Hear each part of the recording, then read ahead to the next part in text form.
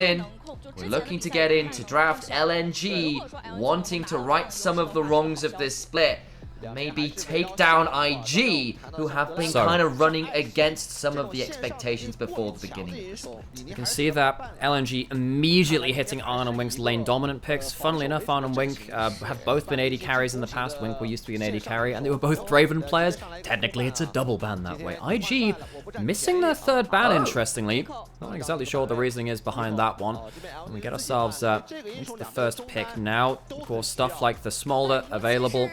A lot of different power picks. Karma as well, a big pick for Crane, and Scouts pick that up too. You might want to pick up the Karma so you can have a big buffer alongside your AD carry. Seen a lot of that Karma first pick, but of course the Smolder is available as well. Maybe they're feeling like they could trade those out. Senna up as well, so maybe you just feel like you can trade that out. Instead, non-con special. The Varus comes on and everyone's playing it, to be fair, but Arn does love that champion. It does, though, leave up the option.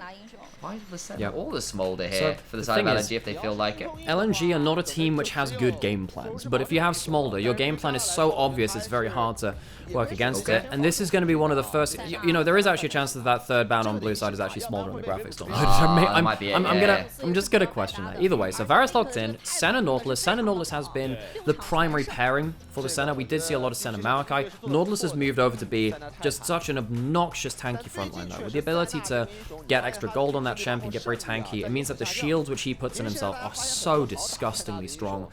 So Hung and Gala going to get themselves one of the primary bot lanes in this split. Karma, though, locked in alongside the Varus can help the Varus go on hit and be a tank killer. And the point you always bring up when Varus is in the play is like, can you sit in the pocket if you're in the on-hit build? Can you be that option? Is the cat's being hovered. I don't know whether it's going to get locked in. I'm going to wait on that one.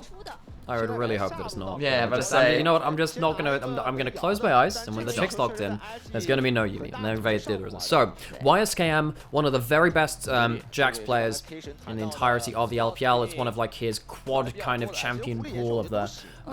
His best champions are the Camille, the Aurelia, the Jax, and then the Fiora, the duelists at the top lane. Of course, it could go to Lian as well if Weiwei picks up one of his favorite champions in the Xin Zhao. Technically, it is a flexed pick. LNG round out their first few picks with Scout's Ahri. Now, Scout is a very good person at playing through early laning phase for plans. If he says, I'm going to stack up this wave and make a play here, you can make. He often worked out so many good plays from that last year with Tarzan. Ahri is very good at pushing in waves early and starting roaming things off. Ahri is not a champion I often associate with Scout, though. I've preferred him on the more kind of like rangy backline DPS mages like the Azir and the Orianna. So it's a bit of a different different archetype from him, which allows him to determine the flow of the game. It's already linked up with the Nautilus, of course, and Senna's ability to add power from across the map with the ultimate means you've already got a very strong core to pick off individuals here, at least. Might be looking for something for Zucker then to try and work out with the Jax, or work against Jax likely as it might well be going with Wise Kev. Still going to jungle. They've been banning out some of the stronger Varus pairings from LNG. Renata, of course, very famously good with the champion. Still need to see what they want to ban out here alongside it. I really like that Aatrox ban away from Zucker. The thing is, what you want to happen now from LNG is to have another source of flanking threat. So Ahri can come in. It wouldn't surprise me to see Xin Zhao or Vi locked in on 4 from Weiwei, because it really has been a champion. Those champions are the ones which kind of combo up the best with the Ahri in terms of the mid-jungle 2v2. But what you're really looking for is another flanking threat from Zucker to kind of complete that combo. That's probably what they're looking for. Still some options here. Maybe something like the Cassante ban would make some sense. It's been fairly stand towards their stop side. Instead, they'll go towards the Vi, of course, very regular pick for Weiwei is very famously a good combo with Ahri. You've already got the Nautilus. Locking in something a little bit more spicy that a big hovered would be fun, but I'm going to wait on those because we've not seen a Cinch or anything else in a while. Cassante is the eventual choice. Shouldn't really surprise anybody. I think Zucker has had a bit of a quiet year, but I do think he's been somewhat underrated, particularly on the Cassante. He's been pretty good at finding his way into the backline of this pick, even in games where LNG has struggled. Now, the thing is, is when LNG have been losing games, it's quite easy to just put the microscope and just say, oh, or just take a larger picture rather, and say, you know, they're struggling at X, Y, and Z. However, his Cassante, even in some of those losses, has looked pretty good, and they're not necessarily going to show on the record. Wing's going to go towards Alistair. It's been one of his best champions in this split. What are they going to round this out with? It means that the Karma's gone into that mid lane. You don't have the jungle matchup, though, to know whether you want to put that Jax as a flex pick from top or jungle. I'd imagine it's going top lane. It's always likely to be with YSKM. It means that Lien can pick up something a little bit different from there. Maybe looking to pick up a bit of a mage AP damage source to go alongside the Karma. Would make some sense. You've already got a couple AD threats. The brand fallen off from being that kind of hyper-dominant pick of the moment a couple patches ago, but it is still locked on in. Can definitely do a lot of work. If you overdive here and your ability to get suddenly hit with a counter-strike with the Alistair, with knocking you up, and then Brand just throwing down that Pyroclasm could be very deadly indeed. Nocturne would complete the synergy that you have now acquired between the Nautilus, the Ahri, the Nocturne, and in that center ultimate, you can definitely put a lot of single target damage out. The combo here from LNG, pretty self-evident. You're kind of working with 3 globals to semi-globals, because if Ahri is kind of comboing up with the play, she can start a fight off from anywhere on one side of the map by just pressing the ult button and starting to dash towards a play. If you have Wei Wei on that side of the map and then Gala flying around too, things can get very, very dangerous if IG are on vision in the worst kind of place of things. You can very much get caught out. And they have a couple of squishy members there that would need to group up. If IG can group up as 4 people and survive as 1 person on the side lane, things work out really well for them. If they don't, it looks like really LNG can start pulling the trigger. They struggle to pull the trigger though. This is a much faster pace of composition than they've typically had. Indeed, they will try and make it happen. Of course, the problem is they've still got to deal with the fact that Varus, of course, very lane dominant. Senna, not exactly the worst champion lane, but often her power is a little bit... How do I put this? It's kind of dependent on other factors. Like, do you have access to the wave? Can you hit your Qs on multiple people? You know, how well are you able to get consistent poke down? And Varus is often one of the better people at forcing her off a wave. Can very much happen. It's, you know, it's likely to be the on hit, so it's not going to be as bad on that factor, right? That's one of the big things, because the poke Varus is much better at keeping people off of a wave. But it's thinking more in terms of the early game, like those first few levels when Senna can sometimes get the early level shots. But even then, you have Halo Blades for the poke Varus, which helps you very much in the early laning phase. You kind of need the lethal tempo from the on hit to help you later into that game. It all kind of comes back together. But that bot lane laning phase, I like that you put a microscope on that. I think that's very important, particularly with how it feels like Arn and Wink have had a real revival year. They've had their bad moments last year. They are on great form right now, and I think if they can get a leg over an LNG, so we get ourselves a pause, that could be a big moment for them. Well, from what we can see of the freeze frame, everyone is kind of just going for the 5-man fan, and we'll wait and see how long this pause will take. Back and looking at Scout, might be his PC that's the one with the issues. Often the way it is, you pan the person who's called the pause. It's the it's kind of like the camera pan of shame, where it's just like, yeah, who's on screen first? Scout's got the issue, and we'll see whether it's going to be a, you know, it can be a number of things, and we'll hopefully get that sorted nonetheless.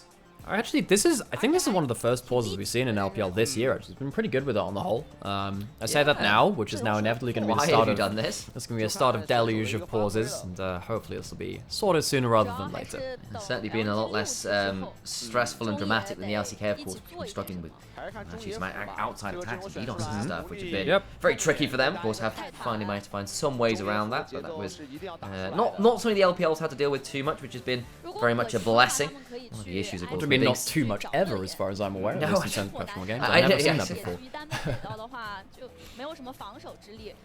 And yeah, I will say, of course, the thing is, like, you know, considering we are a tech-based competition, right? Tech is inevitably a little bit fluctuational. You know, is that a word? I've made it up. It's an interesting it's a conjugation, you know, I've decided. The funniest thing I've seen in traditional sports in regards to like just weird rule stuff going on is there was a football game, I think it was in South America, where, so effectively, if there's an injured player on the pitch, play has to stop to protect that injured player. But if they're off the pitch, then play can go on. And there was a player, so what happened was, there was a guy on the ground clutching his leg, like, oh no, my leg! And the players from the other team dragged him off the pitch so play could go off. They literally just picked him up and threw him off the side of the pitch. And then his players came and dragged him back onto the pitch so play would have to stop. So this poor guy who you know, he might have been simulating an injury or whatever. But this poor guy in the floor going, oh no, my leg is just dragged and ragdolled around the pitch. One of the funniest things I've seen in sport in a while. It's beginning to think about trialing some blue cards as well, which of course for us who watch a fair amount of rugby out there, the ability to basically have cards that temporarily sin bin a player often adds quite a lot of like additional punishment to the infraction, right? I think it's a bit trickier in football because yellow cards are often given out for smaller reasons. So we all go back onto the rift and we can perhaps look a little bit what's happening in the early game. But of course, we'll see where the blue cards come out valuable. Don't think you can do that in League of Legends. The best you've got is a grey screen. I mean, we would actually, we do have maybe a Vagar cage. There's already, oh, that'd be great actually. I mean, wait, or you just drop it down for 30 seconds, can't leave. Yeah, or you just get hit with a Morgana binding normally. And then you go make yourself a drink, you go make yourself a home, you come back into mid game. So Hook misses a level 1 as Hung misses that one out. Of course, Hung didn't start this roster for this year. He was substitute behind Mark, who came over from Top Esports, who's been replaced by Mako over there, of course. That was a hell of a move in the offseason. Oh, yeah. But, Jackie and Mako have been one of the brightest sparks on that team, actually. YSKM just walking into the enemy jungle, something that you can do with Jackson. Just says, okay, well, he's not starting on red buff spots. I think he just about starts him. Will they drop out of the bush or not? Yeah, I'm not entirely sure. They would have themselves some pretty good information, though. You'll likely do pathing towards this bot side of the map either way. And Weiwei, he's going to head up towards his red buff. He will be spotted now. So Weiwei on vision.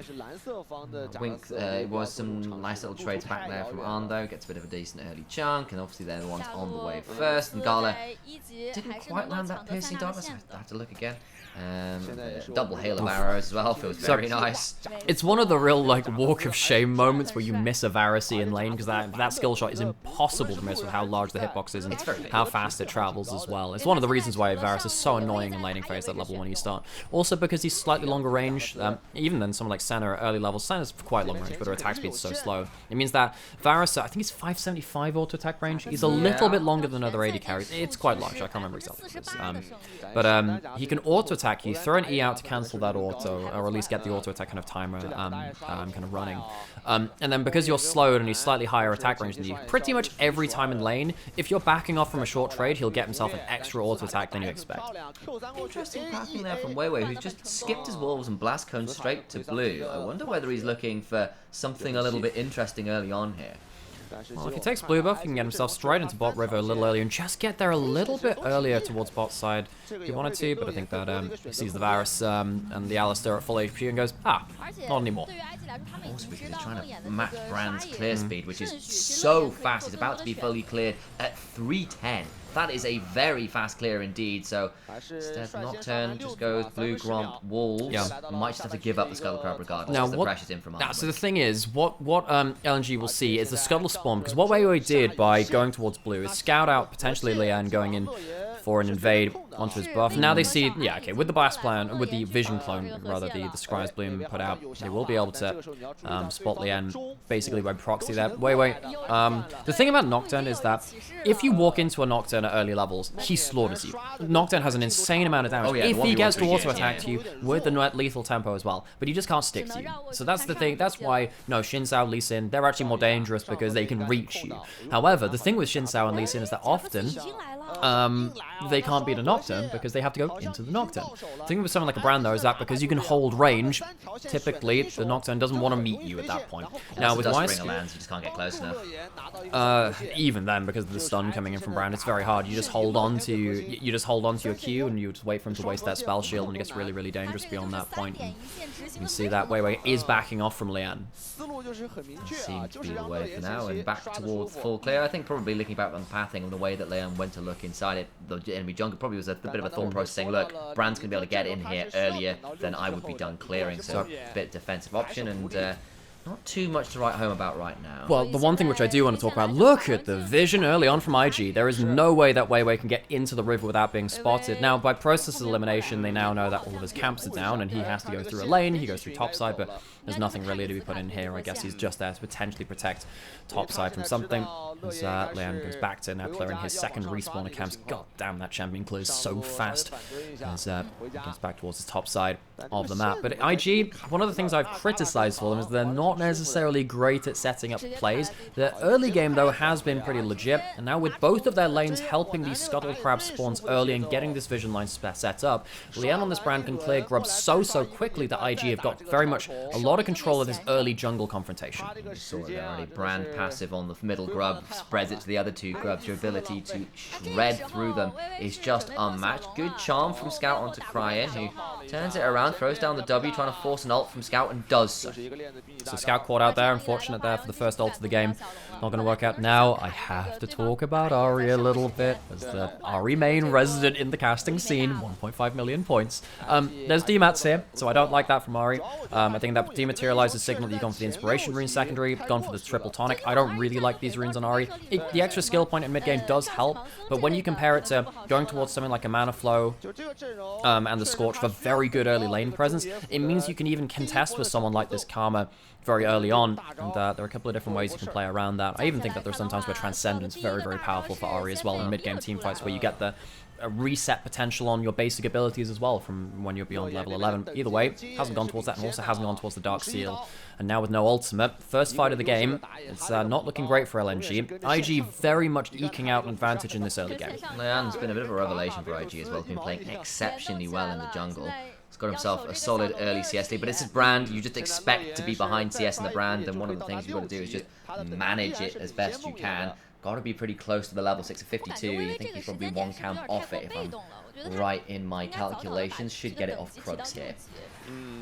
So, ourselves no real big fights early. I mean, what we've had to talk about is kind of like the control and the information, and how Brand is just like clearing like an absolute monster towards this early game. It's not really been about the early fighting, which sometimes it tends to be when you have the double melee supports. You have the Alistar and the Nautilus. We're getting to the point where when you have you know, the Senna Nautilus as well, with the Nautilus getting very tanky, and both these supports getting their ultimates available too. That's when I really think you start looking for these snatch and grab players. I think IG, they've definitely been a team where they can start looking for more scrappy players. Sometimes they do that before they actually have the setup for them, and that's not been so good. You definitely look for them all the same. LNG, they're the ones which have kind of struggled a bit more. You can see that here. Scout with the dematerializers and the Q buffs to Ahri, clearing confidently a backline at level 7. That's the one bonus you get from dematerializer and Ahri. It just means that you get to clear, I think it's just one level earlier. It's even though if you get a good first back, you often just end up clearing them anyway. 10% QAP ratio is actually pretty big early. Either way though, Scout needs to use that control to actually get some vision and some control for LNG to make a play off of. Little note as well, Gala's decided that avoiding anything like a Dirk for the first back has gone straight towards those Swifties to kind of manage the spacing against Varus, the Alistar, even things like the Karma, and particularly the Brand, right? You want to be able to try and stay away from their skill shots and the big AoEs they can throw down best you can.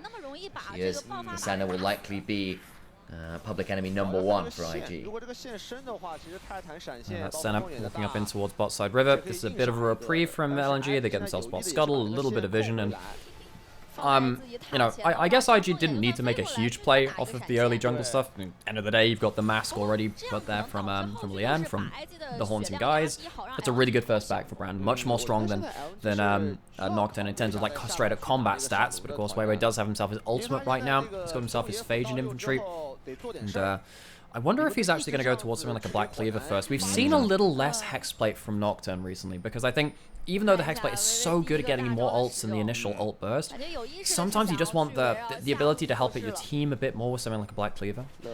I think also it narrows your actual effective windows of power. For all it's a very effective window of power, it gives you less options. Chrono comes on down, they'll go into the backside, onto really key targets. Senna murders Brand, and IG just falling apart here. LNG pull the trigger, and this dragon proves to be an absolute graveyard charnel house in the river.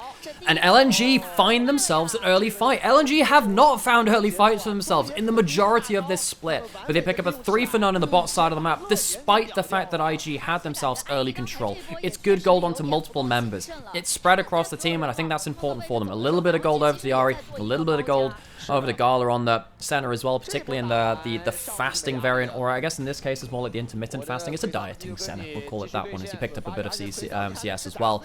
It's good to get LNG off the board. They'll want to twin this into a couple more plays, because suddenly if this game slows down and they get 6 grubs against them, I'm worried about what YSKM could do with that grub buff. he will be a point of pressure. He is on his iconic champion. Jax, have a look at this replay again, because LNG pulled the trigger and do so very successfully indeed. No, you know, Wink uses his ult, but he's not the target, and he's not in position to be that frontliner. Despite the fact that you have Brand doing a decent amount of damage, it's just not onto the right members. Hung gets out completely free, and while the mid jungle and the AD carry from LNG, they combo up with everything, and they get themselves a good amount of kills. See, Wink thought he had a pick onto Hung, and kind of disrespect the fact that Ari and Nocturne could kind of come from miles away. You said it in draft. There's that kind of semi-global ability of those two champions. Just turn up from nowhere. Yeah, they do. And if you're ever out of position, you don't have the front line stood in front of you, like Wink's Alistair, then it's very difficult to get away from those people too. And you know, at least luckily for them, there was no Dark Seal on the Ahri. And I have to talk about that because now they're at 1-0 and 2. The thing is, you want to be very powerful and snowball off your first fights of the game. Scout will still probably be doing that to some degree. Not necessarily going to get the maximum value. We've seen someone like Knight really champion that kind of playstyle, and for me, I think that he's the best Ahri in the world right now. He's been doing some good stuff with that. Scout though can combo up with where, and it's not the Black Clover, it's the Stride Breaker coming in from Nocturne, of course, with the buffs to that item. It makes a lot of sense actually. We'll see what they can do around their next ultimates of the game. Seems to be the way of it, and checking in on Gala's stacks, it's about 30, which isn't exceptional for this point of the game, but it's still pretty early on. It's more when we get towards that 20-minute mark, we can see where they're at, of course. There's been one or two centers recently that have been struggling to get the stacks, actually.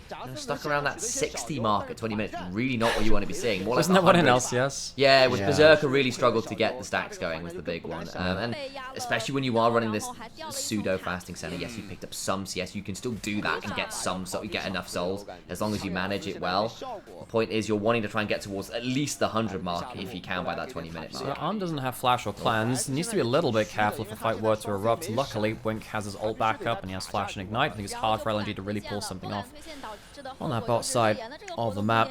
Lian once again out onto the map as well. He has his Leandries built up. Very, very big spike for this Brand. I think there will always be a threat in this game later on if LNG overdive with the Nautilus and the Nocturne. In another game, they would be tanky enough to survive that kind of combo. Not against the Brand. Not against the Brand. I think that now with the gold from the early clear built up as well, he needs to be careful not to give Brand this damage. They are going to try and go on in. Blows up on the Fear's pretty good. Running away from Leon, but the damage back is brutal. That's the Brand. Brand did so much, but that's before he's got all the items he needs. Still, though, gonna still lose the fight. You've got to imagine as Gala comes forward, trying to get some work. The charm is good onto Cryin, who's get with the last embrace. Nowhere to run. The piercing darkness not quite enough. Man, still enough of a threat to prevent too much more. It's a 1 for none in the end, but the health bars nearly and universally there. Very low indeed. Speak of the devil and he shall appear. It's the Brand damage, everyone. The one item spike on this jungler is absolutely disgusting, and LNG very nearly fall prey to it. And that's going to be the danger for the rest of this game. Lian, huge damage there. And LNG, they are kind of licking their wounds a little bit. They don't get any kills with their next round of ultimates. Look how much damage Lian gets out. What starts here is he ends up getting, you know, the first E to get the spread over. Double damage on the W, gets himself a stun in there too, and the Brand ult starts popping across him. 3 Brand ults flashing onto 3 people. Nearly one-shots the entire front line. LNG lucky to get away with this one. Wink flashing there, just about keeps him alive alongside the Karma Shield. He thought with Cryin getting hit with enough CC he'd die, but don't quite have the damage yet. Yeah, it's still a win for LNG, but you can see the fear that this Brand is beginning to instill in people. You know, I'm already have a little bit of, you know, I'm not going to say irrational fear because it's perfectly rational at the time, but I have some fear of Brand because I played far too much Arena. Yes. And for those of you that were big Arena maestros, if you remember Magic Missile Brand, which meant that every time you do damage with an ability, it did some true damage burn to you, like Vayne's passive. I hate it. It actually applied on Brand's passive, so he hits you once and you just immediately just go just immediately kills you. I was not a fan. I feel like there are actually a number of AP junglers that are very, very strong right now in their ability to just get to points of power way earlier than you think they do. Have you seen Zyra's clear right now in the jungle? Oh, isn't it like 255 yeah, or something it's like that? ridiculous. Absolutely insane. So I first timed it, I was playing with a friend of ours, so Vasu out there, shout out. And I managed to get, I was cleared by 250, got into the enemy jungle, stole Sejuani's blue and glomp from under her nose, and then killed her. So I literally got to invade her, having full cleared and get 2 extra caps. That's why it was silly. It's why at the start of the season we saw so much Brand, because Brand was so quick at clearing. Also had great grub clear potential as well. And now you see IG do have 6 grubs. I think if LNG end up losing a big fight, they're losing turrets on top of that, no question about it. You need to see if that one comes through. Clear speed, it's one of those more underrated facets of League. Back in season 6 and 7 as well, when Olaf jungle was so huge. The reason that Olaf was meta is because he would clear so much quicker than everyone. He'd have a 30-second what now period, where you'd be able to just respond to anything on the map, and you'd always be in position for it because the enemy jungle was clearing in the same way. Feels like nowadays, though, it's a little bit different, and with Weiwei and Bland both at their item power spots, they can now do some real damage. Dragon and Tower going to the side of LNG. IG behind a significant amount of gold, despite the fact that we said, hey, great item spikes, yes, this Brand is going to do a lot of damage.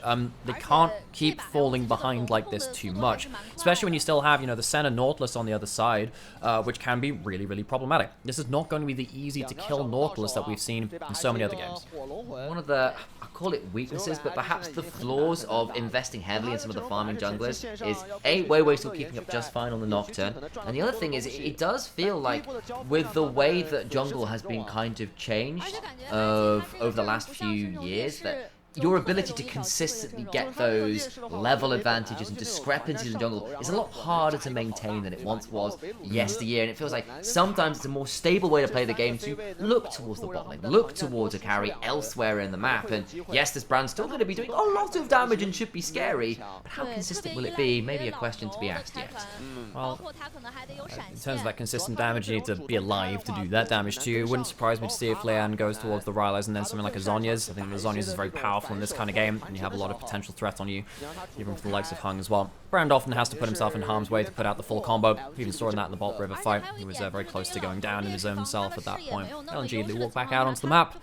Gold lead very much firmly in their advantage, and now they're playing to the side lanes. Cryan has a flash. Can he use it? I think he can get far enough away because Weiwei was beyond him. He cannot break the fear tether and is immediately thrown into the endless sleep of death. Well, endless in the sense of 30 seconds. So yeah, 30 seconds is, for 30 endless seconds in League of Legends terms. It's longer than a Morgana binding. That's endless to me. This is the power of the Stride Breaker. You cannot run from this champion. So hard to get away from it. And Cryan, maybe if you had the Alt W, you could have healed enough to flash out. Just not the case, though. LNG get themselves a big pick, and there's another hook. Wink has ults. And there's teleport behind as well. I don't think Wink's ult's going to keep him alive here. We'll buy some time, but I just don't think he can do that much. Just scout immediately to the backside onto Leanne, who is the key target. Zucker goes all out and brings down the Brand, who is now just a outline on the ground for CSI to deal with later. Off goes forwards, and Zucker just continues to dash on forwards. Forgive me, IG, I must go all out just this once. That's great, I love that one, actually. Zucker didn't even have the ghost, by the way. He just uses the teleport movement speed to completely shut down Arn. And now Weiwei gets to go towards topside, potentially clearing out this turret. So IG can't even use the 6 grubs buff. And you know what? Credit to LNG, they have sucked in their early games this year so far. This is much more clean. They have much more of an idea of what they want to be playing around. They've already taken down Karma, which is a big point of power, the 1 to 2 item marker as it is currently in this fight. Wink's ultimate is just not enough of frontline kind of stat stick at this point in the game. He's already lost half his HP before he ends up popping it. As we just see, the teleport movement speed. I'm so sorry, Powerport on. And yes, Scout misses a charm flash. We'll maybe ignore that one. Well, I'm not ignoring it. I'm just saying he did it. But he gets the kill participation either way. Sorry, he's gone towards Horizon Focus. Yeah, he has. Now the thing is, this is one of the reasons why Ahri builds often go under the radar. When Ahri is snowballing, it sometimes just looks like you can build anything and do the same thing. You are giving up a lot of pressure in this game by not going by something like the Lich Bane. Now Horizon Focus, it is a slightly cheaper spike than the Lich Bane as a second item. I actually like Lich Bane as a first item though. But when you're dealing with a comp like this, when there's a lot of people you can actually get significant auto attack uptime on, you can even go for the Ingenious Hunter as well to bring your Lich Bane cooldown from 1.5 seconds down to 1 second. It means that your combo is so slick. It just means that Scout will be kind of, still part of the combo, still good in terms of that burst, but you're just missing out that extra kind of punch from having something like a Magi's or a Lich Bane, which you would have had so much value out in this game. I will at least say that the way Horizon Focus works now is that, it works, it's at the max range more than anything, at least because you've got such long range engage ability to actually play at the long range is consistent. It feels okay this game at least. But we've got ourselves about 50 odd seconds until the dragon to work with, and that's would be soul point for LNG. They're heading towards those 2 item marks nearly universally. Garlop should hopefully get towards, I suppose, with the Blood Razor complete, it's pretty much there, so they'll be wanting to trade for this one and get to soul point. that minute till Dragon means that IG have a very short time to figure things out. You've got Karma going towards topside, but doesn't have himself the teleport. So IG, they're giving this one up. They're not going to be contesting for this one all the same. They know that LNG are in the point of power. You're waiting to see what can happen with your power spikes, but you don't have Jax with the side lane advantage. You don't have Arn with the ability to cut through the champions that he needs to. If Nocturne gets on this Varus, he cannot fight. You need to have Wink being able to headbutt him away. Trying to get that through the spell shield can be very difficult. Yes, maybe the Varus ult can help too, but just with the raw stats that LNG have, it's so hard for IG to fight back. And this is why, walking into this series, we said, hey, you know, this should be a close series. You definitely can see LNG turning up to play. Can they finish it off in this game and maybe the whole series? That would be very important for them. They do not want to be dropping to 8 losses.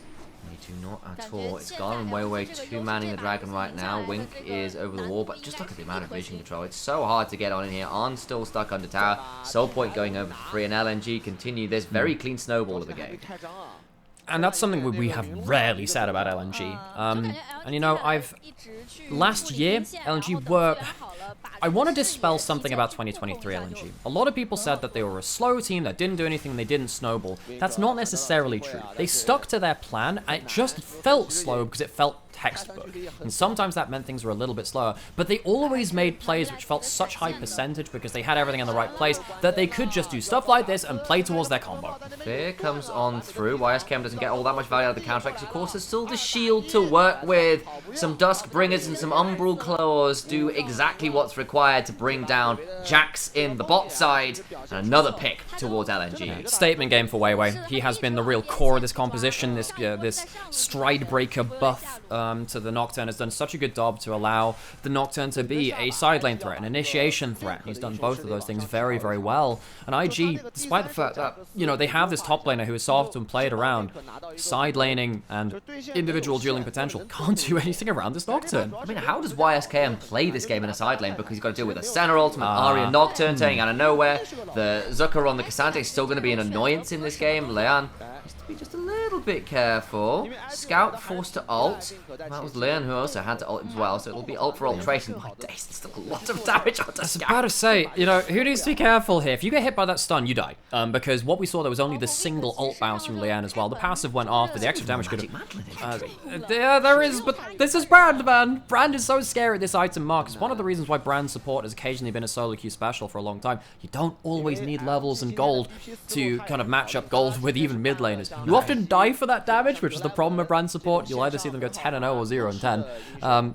It's a bit of a feast or famine champion. You can see right there that Scout needs to be a little bit careful. Might be one of the reasons why he's potentially going towards something like a Banshees with that Verdant Barrier. As well, he's got the Null Magic Mantle already built up there as well. I think in this kind of game, I think that's actually kind of fine. It can help you shrug off stuff like the Varus ult as well if you're diving into the right kind of point. We'll see exactly how much value you can get out of that one. But Lian, despite the early pressure that he managed to put out and the early damage to put out, he's not really been able to have one of those great sit-in-the-pocket moments alongside the Varus and burn down the frontline team fights. Not yet, at least. The problem is you've drafted towards the Varus to win the lane. You've got to shove in early, yeah, but the moment the level 6 came through and that one river fight happened, it's just never really felt like there's been an opportunity to come back in and find something like a good fight lane, at least with the 2 items with the level 11 can make those ultimates work. Really dangerous. We talked about the ninjas in pajamas hiding in the shadows earlier, and that was their home territory. Now we have Ahri teleporting back into the mid lane, and you know, just the threat of IG giving up vision is so scary. They put double pink wards towards the top side of the map to try and control some of that vision as YSKM finally gets them wave shoved in that side lane. He can't even stick around to use the 6 grub buffs. IG, they're just trying to stay as safe as possible. See if LNG will let them do so. With Soul up in about a minute and a half, on the other side Baron alive, there's also now the issue that IG are in a very precarious position in terms of how do they even look to contest on the map. They're already at risk of being picked off if they split apart, and now you've got to try and keep an eye on 2 objectives at once.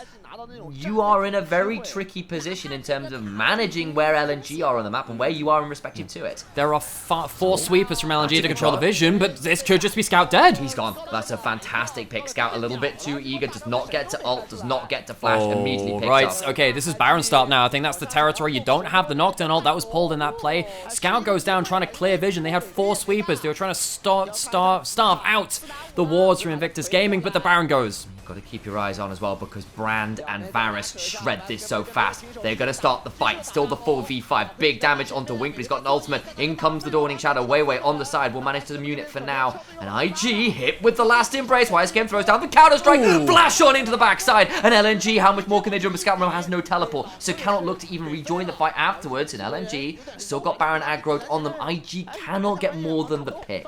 No, they can't. They very nearly got themselves a clutch moment with YSKM flashing in for that counter-strike. It's always a bit of a fear against Invictus Gaming, regardless of the members on the roster. This is one of the greatest team fighting organizations of all time across different rosters, and we saw that even last year with more of these familiar faces from the modern era. How does this start? Again, we said, hey, you know, there are 4 sweepers on LNG, and they spot out a ward there. LNG checks in the brush.